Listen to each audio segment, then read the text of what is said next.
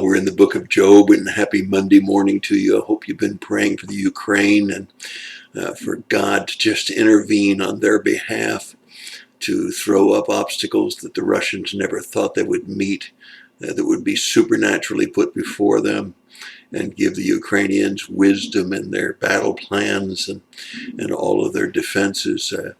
We don't want to see anybody die. And yet we know that there are going to be deaths in this battle.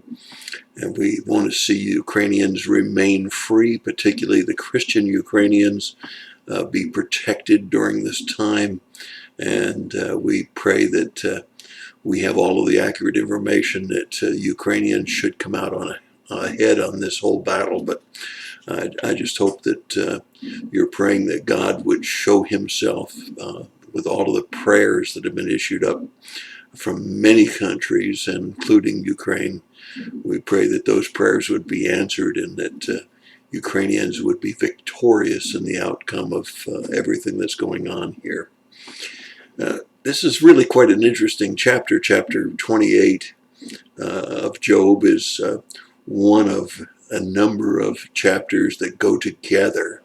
And the reason I say that is Bildad has spoken in chapter 25, just 6 verses, and whether Job interrupted him or whether that's all he had to say, I don't know. But what I'm going to try to say to you today, I'm going to try to be like Zacchaeus, Mickey Rooney, and my wife. I'm going to try to be short. But as we look today at chapter 28, Job is continuing his response to Bildad and to the others. And he responds in chapter 26, 27, 28, 29, 30, and 31. That's 6 chapters of response from Job, 151 verses to respond to them and to vent, if you will, to be able to carefully vent out his feelings. And we see in verses 1 through 11, he says, man can find precious metals, man can find precious stones, man can find food, but man can't find wisdom. In verses 12 through 22, we find that he is speaking about the wisdom that can be found and whether or not it can be found, and the fact that it has greater value than all of the metals and precious stones and everything else that is out there for us to find.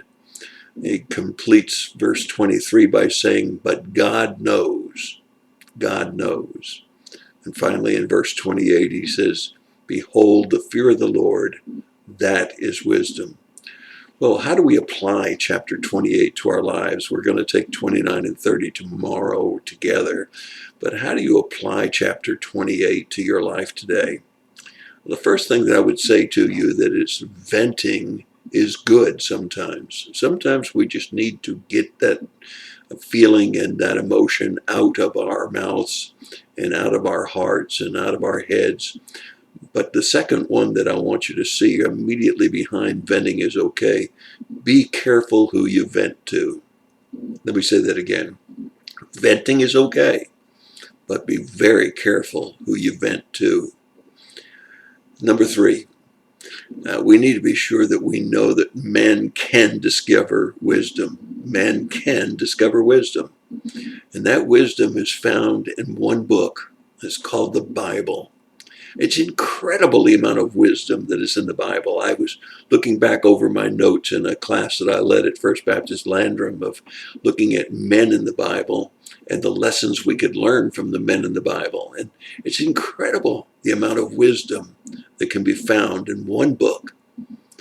Far better than all of the textbooks that I had in high school, better than the textbooks that I had in college, and the books that I've read since. Even though I've read some really great books by some really godly men, the Bible is still the best source for wisdom.